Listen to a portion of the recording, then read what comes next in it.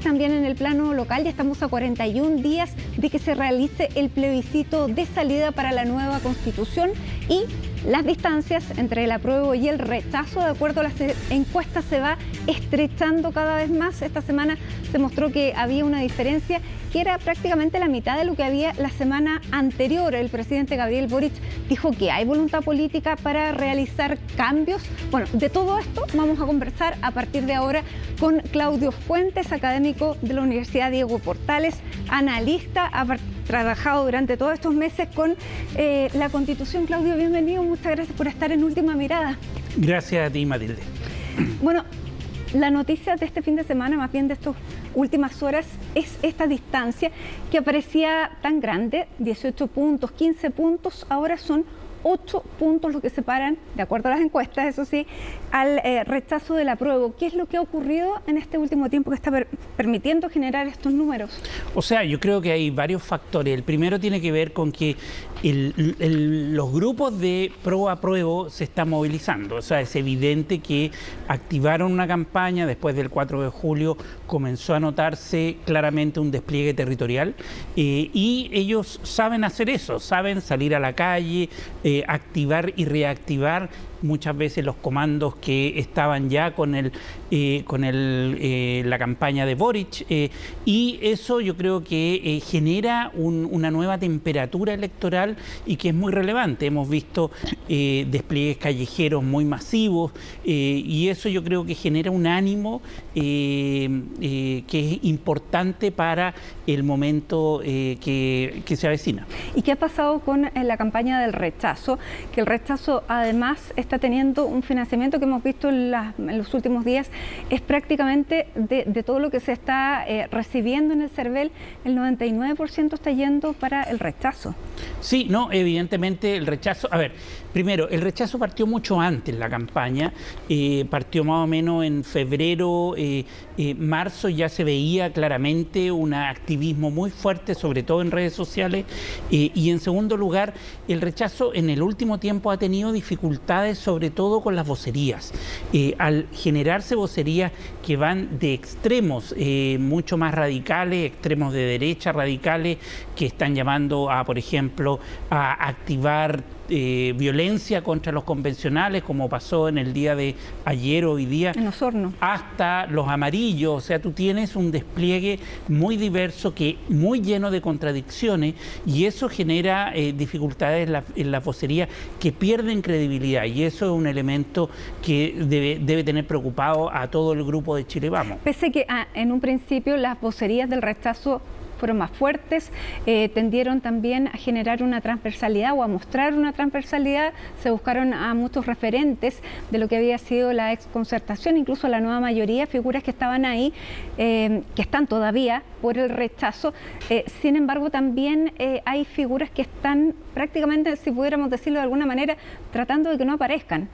Efectivamente, yo creo que eso pasa en ambos lados, ¿eh? En el caso del rechazo, efectivamente tu diagnóstico a mi juicio es correcto, porque marzo, abril y mayo vimos a los amarillos muy relevantes, estaban en la agenda, estaban colocando los temas, todo el tema del rechazo para reformar, etcétera. Y ahora están tensionados con un grupo que dice no, o sea, ¿por qué vamos a reformar si es que ganamos? Y ahí se produce una confrontación. Y claramente, en la medida en que se acerque el plebiscito, va a ser mucho más polarizado. Hay un ambiente político, por lo menos, no sé si social. Socialmente yo creo que es mucho menor la polarización, pero sí a nivel político, de mayor confrontación, de mayor violencia. Las campañas de desinformación yo creo que son brutales hoy día. Y yo ¿Son creo de que ambos lados, Claudio? Las campañas de desinformación... No, claramente, o sea, mira, nosotros en Contexto hicimos un estudio con Interpreta, que es una ONG que trabaja el tema de la desinformación en redes sociales, y claramente los pro rechazo están mucho más haciendo una campaña de desinformación que los del apruebo. Eso es evidente por los números. Ahora, una estrategia que en política ya veníamos viendo hace bastante tiempo y que lo comenzamos a ver ya más profundamente en Estados Unidos con Donald Trump, que no servía de nada que la gente supiera que era mentira. En este caso, ¿tú crees que cuando se confrontan las fake con la realidad, hay una capacidad de las personas finalmente de quedarse con lo que era verdad? No, tienes razón en eso.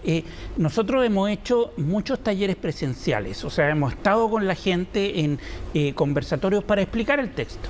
Y hay una muralla, es impresionante, hay una muralla de noticias falsas que hay que derrumbar antes de empezar a conversar. Porque mucha gente llega a esos conversatorios provisto de una masividad de información y dice, oiga, pero profesor, a ver, ¿van a expropiar las casas o no? ¿Van a, no sé, van a desaparecer la ISAPRE o no? ¿Va a desaparecer Carabineros? ¿No van a poder portar armas, por ejemplo? O sea, estamos hablando de cosas que son inverosímiles y que efectivamente la gente le llegó. Entonces esa pared de desinformación llegó a la gente y yo creo que es muy difícil y hay muy poco tiempo para derrumbar esos mitos muchas veces que se han instalado en la conversación pública. Ahora, se están discutiendo más los artículos y se ha producido este fenómeno que se pensó que se iba a producir que una vez que se terminara el debate de la convención entre los constituyentes, el ruido que se generó iba a desaparecer. ¿Tú crees que eso se ha cumplido o todavía estamos muy comenzando la campaña ya de la última etapa? A ver, yo creo que hay dos niveles de campaña. Una, el nivel de las redes sociales y la política, que está en el tema de aprobar para reformar versus rechazar para reformar, que podemos hablar después de esa estrategia, etcétera, que eso es de las élites políticas. O sea, ahí está como encapsulado ese debate.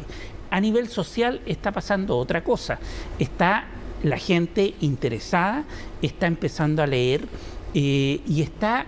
Mira, muchas veces lee el texto y no lo entiende, entonces está buscando información para tratar de entender lo que es la Constitución, el texto. Bueno, aquí está la propuesta. Esta propuesta se ha convertido en el libro, en el ranking de los más vendidos. Creo que está en el primero o segundo lugar de los libros más vendidos. Bueno, aquí están los artículos, están divididos los capítulos y la gente efectivamente está comenzando a revisarlo, claro, a leerlo, pero no es un texto fácil, Claudio. No, es que ahí pasa lo siguiente, la gente llega con su preocupación. A mí me interesa la salud. ¿Qué dicen salud? Y usualmente, a lo mejor no el 90% va a leer.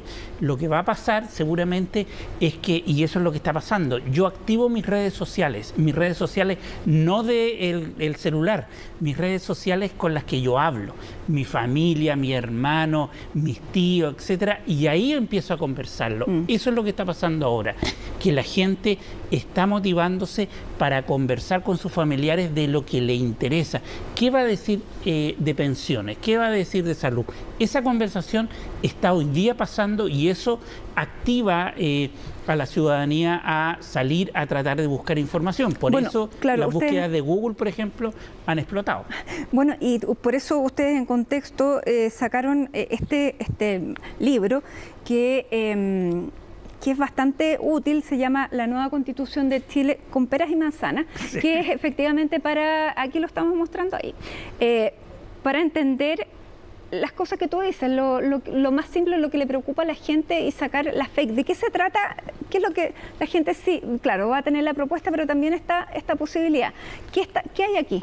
Mira, ahí lo que hay, bueno, el equipo de Contexto lo hizo, sobre todo le agradezco a Albert Soto, que trabajó mucho en ese texto, Amy Kircherbaum, que trabajaron mucho, y además trabajó un equipo de diseñadores que nos unimos con otros Pérez y que hicieron todo un diseño, porque si tú lo ves, tiene muchos monitos, mucha gráfica, para tratar de hacer más amistoso un texto que es complejo. Ahora, obviamente tuvimos que elegir porque es un texto breve, es una guía para entender los aspectos fundamentales de la parte orgánica, organizativa de los órganos del Estado y de los derechos fundamentales principalmente. ¿Qué es lo que más a la gente le preocupa? La parte de los derechos es la parte que más desarrollamos. Entonces, es una explicación como en breve de qué dice el texto, qué significa significa y en qué se podría materializar ese texto constitucional. Perfecto, aquí está entonces, está disponible en librería. Está disponible en librería, LOM lo tiene para la venta, pero también LOM acaba de ponerlo gratuito en PDF, así que también está totalmente liberado el texto. Ya, bueno, aquí está entonces una de las opciones. Durante estos días, Claudio, sobre todo la última semana, hemos visto el gobierno bastante desplegado en lo que para algunos es intervención, para otros, para el gobierno, lo defiende diciendo que es la información que se tiene que dar a conocer porque la gente tiene que votar informado el próximo 4 de septiembre, que además es voto obligatorio, vamos a hablar de eso también. Sí. Vimos que el presidente Boric no el viernes atrás, sino que el anterior, planteó que si ganaba el rechazo, había también, que no terminaba ahí, que iba a haber una nueva constitución y tal como había sido mandatado en el plebiscito de entrada, iba a ser con una convención. Eso para muchos fue un llamado al apruebo, para otros fue un llamado al rechazo. Ahí se dividieron las aguas, no sabemos a quién benefició finalmente, pero el proceso es claramente no termina ahí y hay muchos que están por reformar todavía lo que no se ha aprobado ni rechazado. De hecho, incluso la expresidenta Bachelet dijo no es perfecto y en eso hay bastante coincidencia. ¿Tú crees que abrir esa posibilidad de que lo que a muchas personas no les gusta en el texto se puede cambiar está beneficiando a la opción apruebo? Depende, porque yo creo que es súper interesante lo que pasó en Chile. A nivel social, como dijimos, la gente está buscando qué es lo que yo gano con ese texto, qué gano en salud, en pensiones, en educación. Eso es lo que la gente está buscando hoy día. A nivel político, la conversación es distinta. La conversación es bajo qué condiciones es mejor hacer un cambio. Bajo una condición de que apruebo la Constitución, una Constitución más progresista, y después el sistema político la reforma, o mantengo una Constitución actual que es un poco más conservadora y los mismos actores la cambian después. Entonces, el debate a nivel político tiene que ver con las condiciones que se posibilitan después del 4 de septiembre. ¿Cuáles son los candados que son más firmes? ¿Los de la propuesta nueva o los de la Constitución actual? Hasta el día de hoy, los de la Constitución actual, eso no cabe duda, porque hasta el día de hoy es 2/3 y 3/5, eso es para reformar la Constitución. Los 4/7 está cerca, pero tampoco es lo que se necesita, incluso con los 4/7 la derecha son todos quórum elevados, hay más elevados y menos elevados. Los menos elevados son los que establecen la nueva Constitución al día de hoy. ¿Por qué? Porque hay una reforma que se está discutiendo en el Congreso y por eso para el grupo del rechazo es muy relevante esa reforma, porque es la forma de decirle a la ciudadanía acá hay un compromiso para el futuro de que sí podemos cambiar esta Constitución, porque el problema de esta Constitución, la actual, es por una parte que es de Pinochet y segundo, eso está en la conversación social, y segundo, que esta Constitución no le ha dado a la ciudadanía las demandas que ha pedido durante 30 años. Y viendo la evolución que ha tenido, la historia más bien que ha tenido la derecha, ¿tú crees que esta vez sí está dispuesta a abrirse a estas reformas? Porque también hay un proceso histórico que la va a confrontar, ya vimos el estallido social, con una postura que para muchas ha sido intransigente incluso para la propia derecha. Recuerdo la campaña de Joaquín Lavín diciendo que habían sido un dique para todas las reformas y eso lo que había suscitado también el estallido. ¿Tú crees que ante ese escenario hay una evolución de la derecha? Hay una evolución discursiva, pero no necesariamente eso es creíble frente a la ciudadanía. Y yo creo que no es creíble hasta que existe un papelito y que diga, efectivamente, esto yo entiendo por estado de bienestar social o estado social de derecho. La derecha, por primera vez en este decálogo de los 10 puntos, dice estamos por el estado social de derecho. Pero una semana después, Macaya, que de hecho aparece en un programa en Tolerancia Cero, plantea sí, pero con estado subsidiario. Entonces es una contradicción que es muy difícil de sostener. Entonces, mientras no exista una bajada, porque yo creo que la ciudadanía ya no es tan ingenua en términos de creer cualquier cosa. Pero la contradicción también está en el apruebo, porque dentro de los mismos comandos vemos posiciones absolutamente que uno dice cómo pueden estar trabajando juntos en la misma oficina, alguien que plantea A y el otro que plantea B, que son incluso los jefes de campaña de ambas coaliciones que conforman el gobierno, que es Carol Cariola con Vlado Mirosevic, que para uno es necesario reformar lo que está escrito, para otros es prácticamente intocable, aunque Carol Cariola ya se ha abierto a conversarlo, pero tampoco vemos una unidad de discurso en el apruebo. Por eso yo creo que, sí, totalmente de acuerdo. Yo creo que en el caso del apruebo es cuánto estoy dispuesto yo a tocar la Constitución que está ahí, el texto, el borrador, o cuánto es un compromiso de futuro con la futura legislación. O sea, yo creo que ahí está la tensión.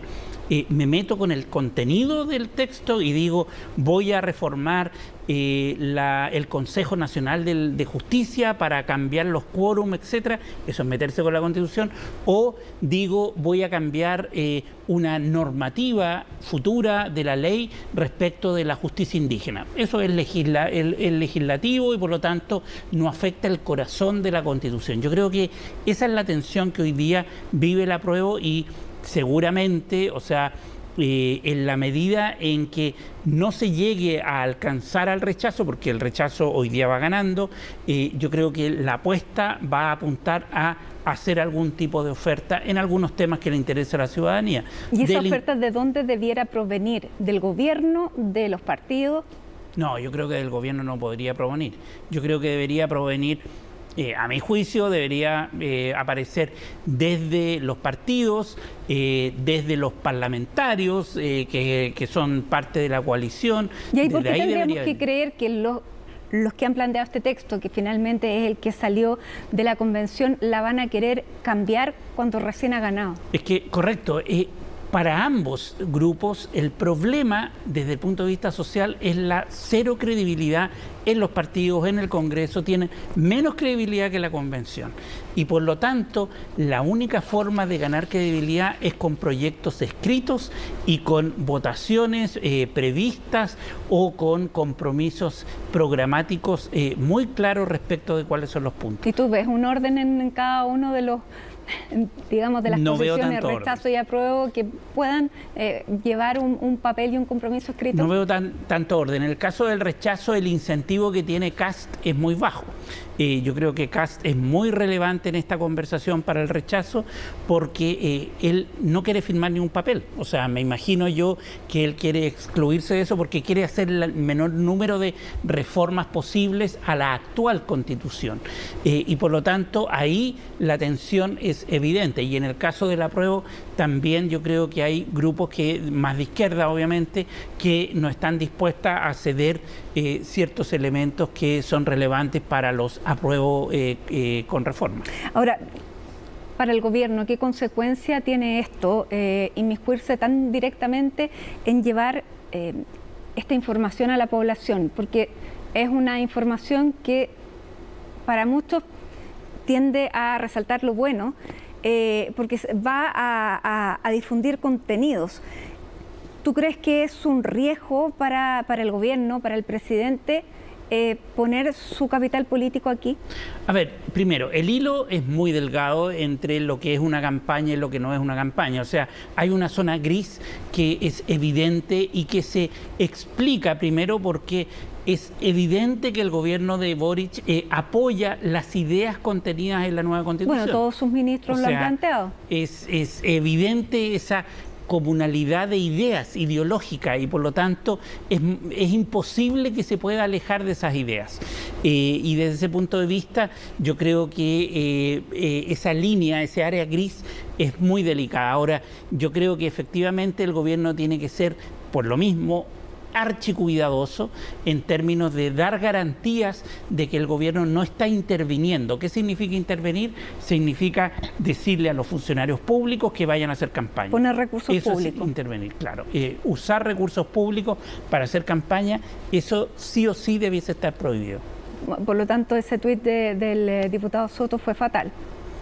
Por ejemplo, o sea, esa reunión, o sea, si es que se conversó, etcétera, no debe pasar. O de un community manager que retuiteó una cosa de la campaña. Yo creo que ese tipo de cosas tiene que estar muy prohibido y clarificar, al menos ese límite no puede ser roto por el gobierno. ¿Cómo se explica que ambos hayan subido en las encuestas en este último tiempo, tanto el gobierno como el apruebo, cuando los dos estaban bajos y uno podía pensar que cada uno estaba hundiendo a otro?